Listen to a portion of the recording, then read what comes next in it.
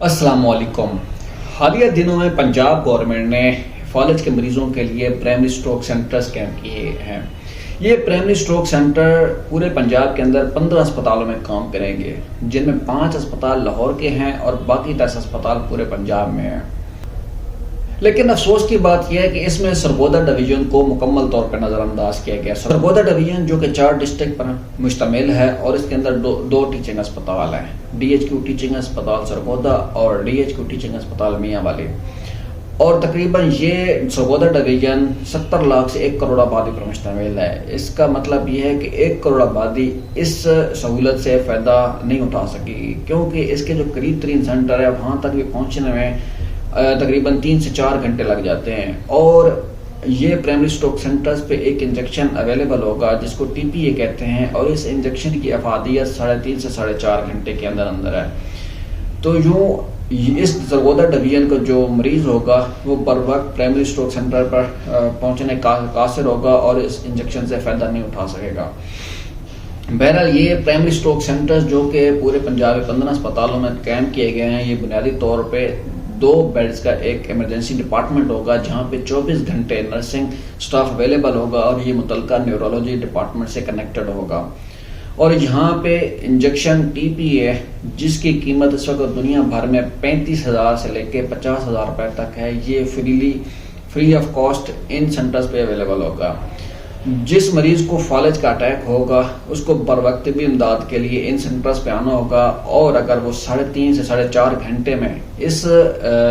Primary stroke centre پہ پہنچ جاتا ہے اور اس انجیکشن سے فائدہ اٹھا لیتا ہے تو اس مریض کے اندر فالج کی علامات ختم ہو جائیں گے اور وہ چند گھنٹوں کے اندر ہی گھر واپس جا سکتا ہے اور اس کی علامات ختم ہو کے وہ بالکل ٹھیک ٹھاک ہو سکتا ہے۔ اب ہمارے لیے سب سے امپورٹنٹ یہ ہے کہ یہ فالج کی علامات کون کون سی ہیں۔ فالج کے مریض کے چہرے پہ اثر ہوتا ہے، اور اس مریض کا چہرے کا ایک طرف کے پٹھے بہت زیادہ کھنچاؤ میں آ جاتے ہیں اور دوسری طرف کے پٹھے ڈھلک جاتے ہیں، لٹک جاتے ہیں، جس کو ہم اپنی زبان میں لقوہ بھی کہتے ہیں۔ اسی طریقے سے اس کی زبان کے اوپر اثر ہوتا ہے، اور اس کی زبان یا تو بولتے ہوئے ہکلاتا ہے، اٹکتا ہے، اور وہ صحیح نہیں بول سکتا اور اس کی سمجھ نہیں آتی۔ تیسرا، اس کی آنکھوں پہ پپوٹوں پہ اثر ہوگا، اور اس کے آنکھ کے پپوٹے جو ہیں وہ ڈھلک جائیں گے، وہ کنٹریکٹ نہیں رہیں گے، وہ اپنی مرضی سے اپنی آنکھیں کھول نہیں سکے گا، اور اس کی آنکھ مکمل یا جزوی طور پر بند رہے گی۔